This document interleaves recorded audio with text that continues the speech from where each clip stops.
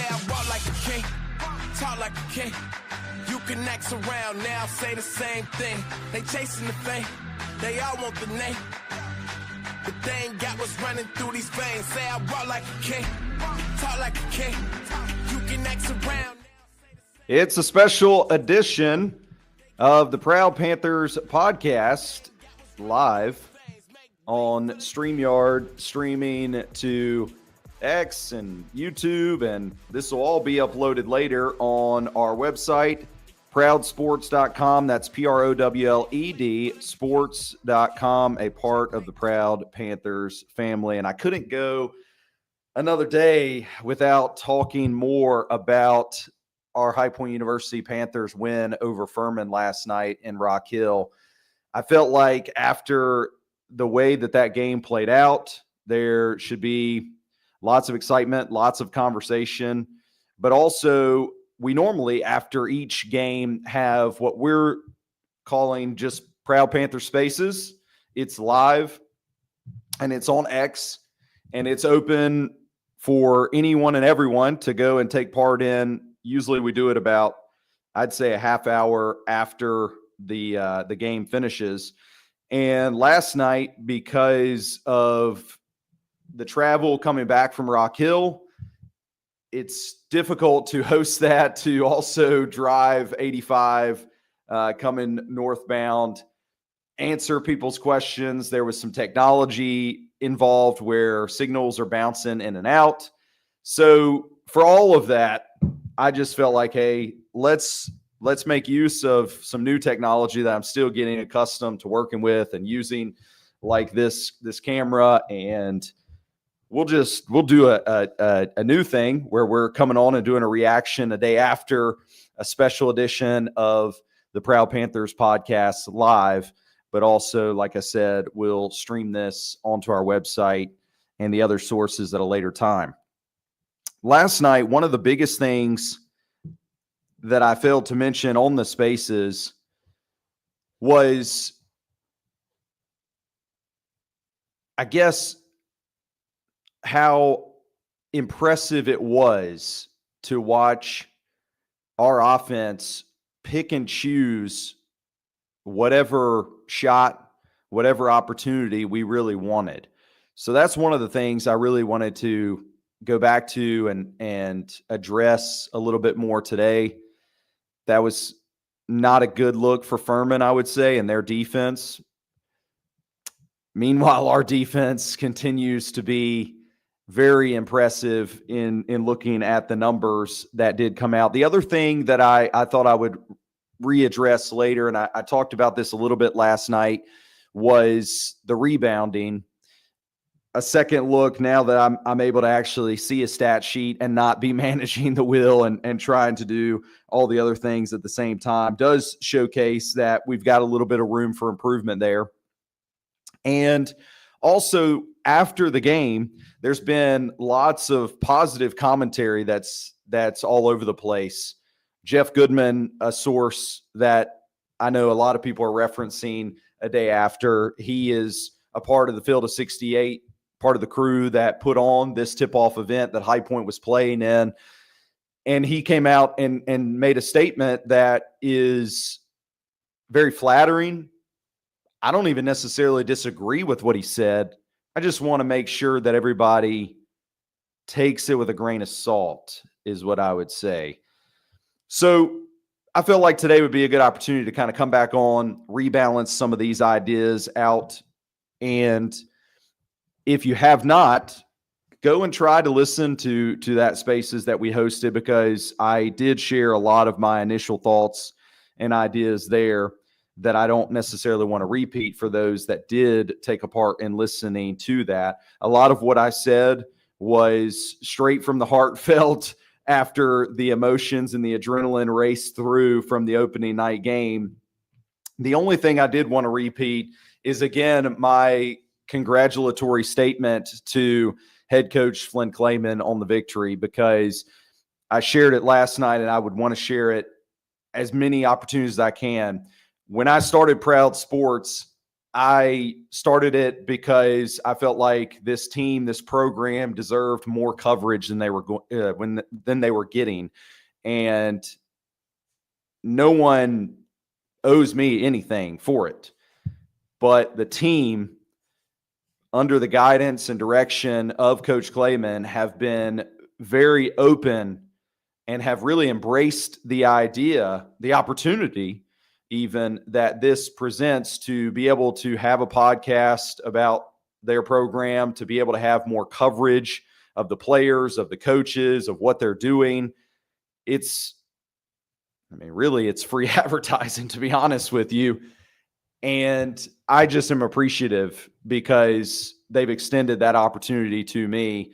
And I am a fan first and foremost, but I am now an even bigger fan of the people that I'm interacting with and working with throughout the course of doing things just like this podcast right now. So I would want to say congratulations again to Coach Clayman, to his staff, and to the players after their victory last night.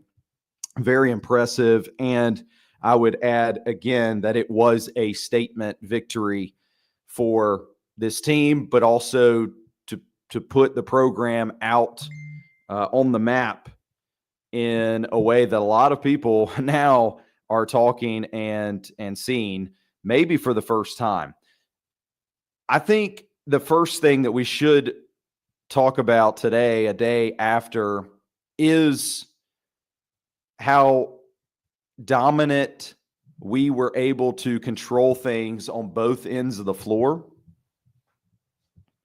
I think that credit really needs to be given to our High Point team, and not a bashing or a tear down per se of the Furman program. I know that fans are fans, and I know during the game, the heat of things, a lot can be said, and we're just yelling and being fans in the moment. So this may not even be a great example, but being there in the game, or at the game, I should say, in Rock Hill last night, there were fans yelling towards the Furman team like, hey, you guys are terrible. You stink. You know, you're the worst defense we've ever seen.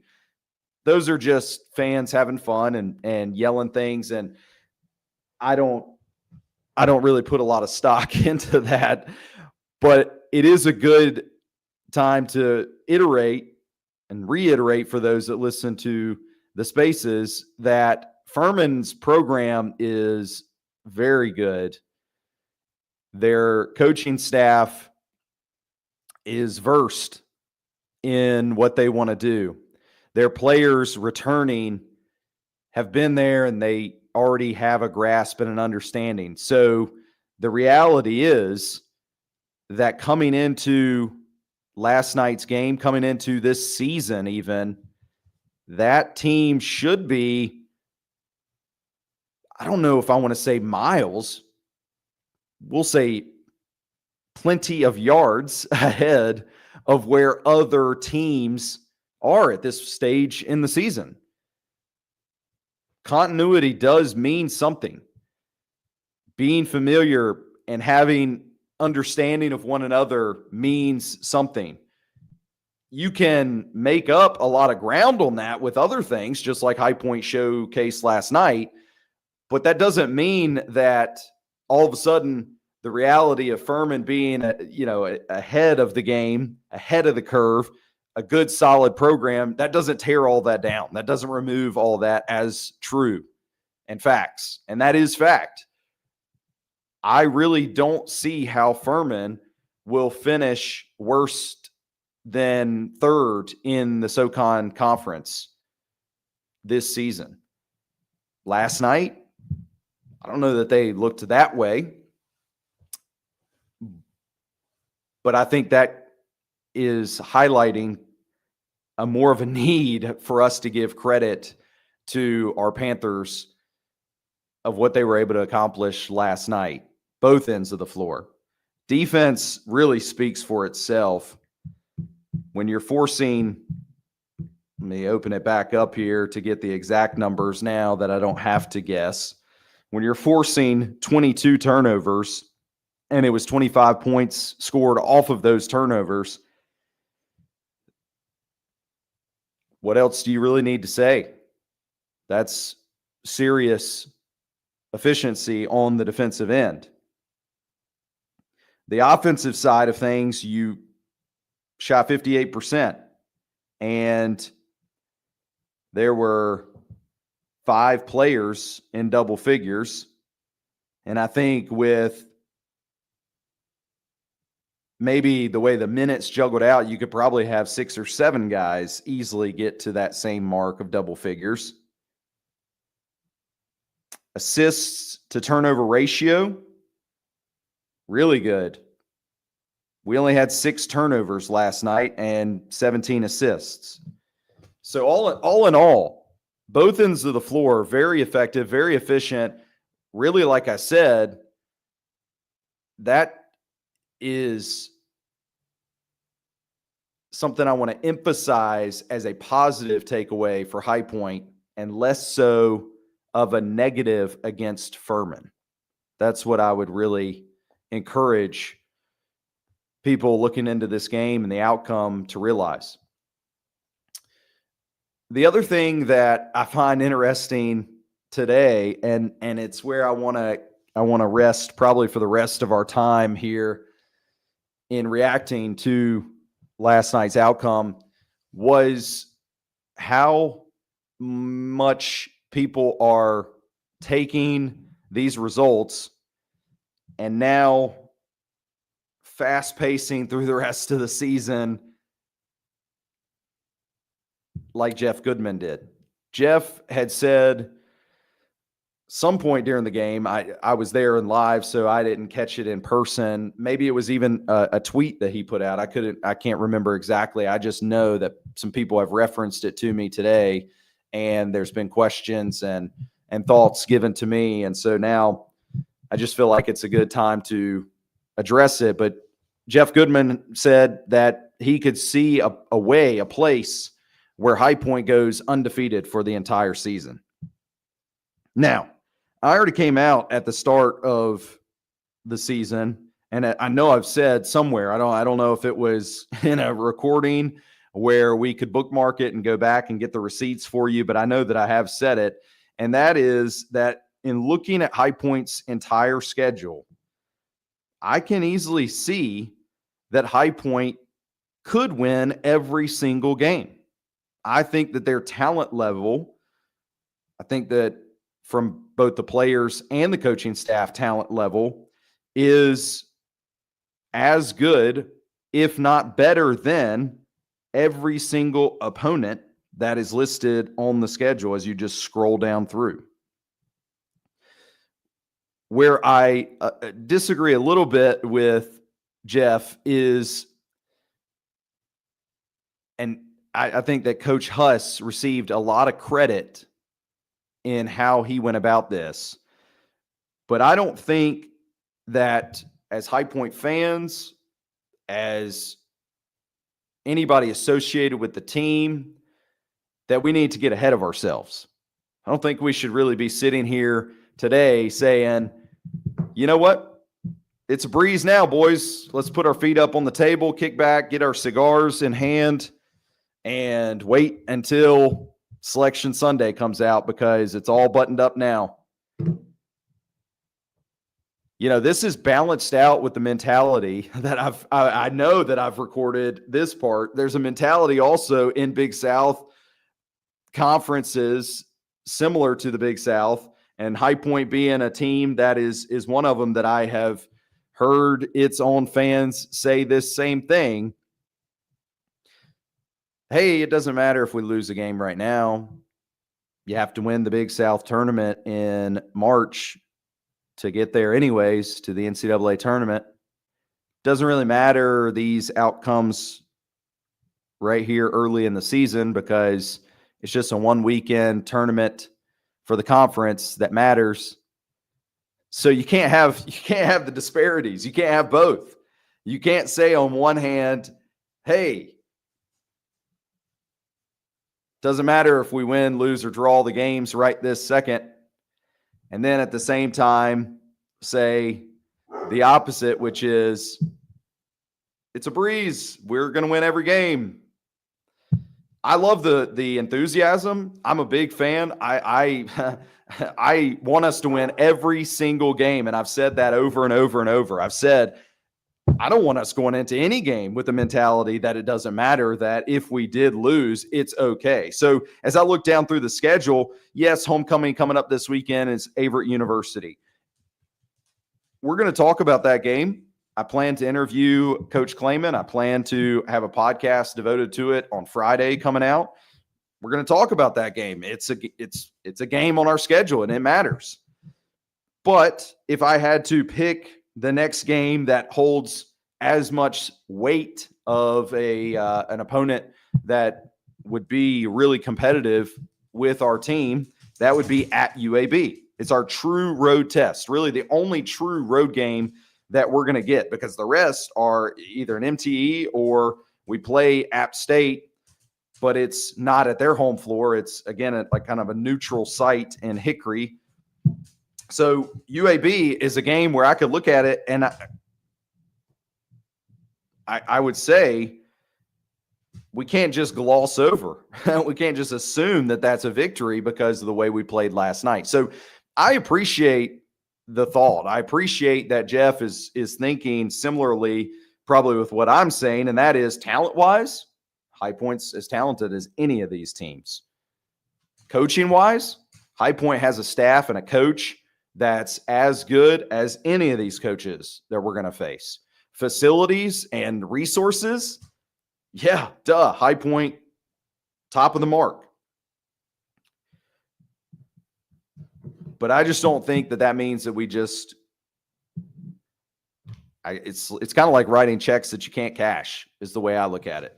I think that we need to take it one game at a time. This is from the guy that has been antsy to get to the regular season, has been jazzed and amped up to get to the regular season. But I have heard what the team is saying. I've heard what the coaches are saying. I don't think this is them at all. I don't think this is from the team level or the players level or the coaches level. I think these are outside fans. I think these are outside resources. And I want to speak some reality back into the messaging here for our fans. And I hope that real High Point fans and folks around the program will remember and think this way. Coach Klayman has stated many a times that Coach Huss was really good about pushing the noise, the outside noise away, and about tearing down the team, getting them to realize that they may not be as good as they are hearing that they are. And the day after, we just had a very good win, and really we blew Furman out. I don't think that's an understatement. After we did that, it would be easy to come back today and say High Point is going to breeze through their schedule. They're going to rule the world. No issues, no problems. And we get to ride off into the sunset on Scotty Washington's scooter, and everybody's happy because we've automatically made it. And I don't think that's the appropriate way as even fans that we need to go about this. So Averett University comes up next. They're a legit game on the schedule. Right here's where I'm gonna give them a shout out. HPU, the other HPU, Hawaii Pacific D2 team, beat a Division I last night in the opening night of basketball games. So Averett University could walk in and beat us on Saturday for homecoming. What a terrible homecoming that would be. Be awful to have all the folks back in town, and that's what we showcase. Do I think that's going to happen? I don't. So I want to make sure that I've made that very clear. But it is a game on the schedule, and I think that's important that we take it serious and we say, hey, this is the next one on the schedule. We got to do exactly what we did last night against Averett. So those are the really big takeaways that I felt like last night I may have not had addressed as well as I would have liked to. all in all, again, players as I go down through the roster that I just really thought performed very well. Rob Martin, Owen Aquino, hard not to start with both of those two. I think that Terry and Conrad, guys coming in off the bench, gave great sparks and lifts at different times. But I even mentioned last night guys like Chase or Vincent or Scotty. All those guys, they played roles in the game last night, like coming up with loose balls. There was a turnaround jumper that I remember that Scotty hit in the lane. Very difficult shot. Kind of eerily reminded me of a DeMaurian Williams from a season ago, but that's a key important shot. We need those tough and difficult makes just like that. And there's other plays here. Like I said last night, Conrad ripped the ball away, gave up an alley to an ooping Cameron Fletcher that was highlight reel type play. So everybody, I could go down through the list and find positives from a majority of these guys' minutes from last night's game. And all in all, I think that I'm excited to hear from the coaches because I really think they'll probably err on the side of what I've said here today.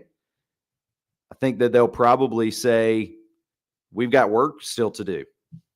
That percentage that Furman shot, we can make it lower. They shot 43%. I know that Coach Fletcher would like it to be below that. Those rebound disparities, 41 for the Paladins, 28 for us. I think they think that that can be better. 6 turnovers. They get the luxury of watching back that tape clip by clip. They'll probably find some areas in there where, you know, what happened on that pass or what happened on that play. 17 steals. That's a lot. I'm kind of glitched out right this second because I'm trying to remember if I've seen the last time I've seen a stat sheet where there's been 17 steals. But I would still say that the coach is looking at all those markings on the stat sheet, looking back through the tape today. I'd venture to say that they probably share my sentiment, and that is it's just one game. Now we've got practice. Let's do this practice the right way. Next game, let's do it the right way and keep building off of that as opposed to the opposite, which is, we're the kings of the world and we've got it all figured out. This was fun. I'm still trying to figure out all the different spaces and different recordings and different podcasts that we could come up with and do. But when one of them fails, I venture to say that it's try and put it to the next thing. Stay tuned to all the different things that we have going on at prowledsports.com. Again, that's PROWLED sports.com. More things on the way for this Proud Panthers podcast as well later in the week, including some interviews that we're going to have for you. And we're going to be looking at Averett just like we looked at Furman. So we are excited about what that game holds. And we look forward to spending more time with you right here next time.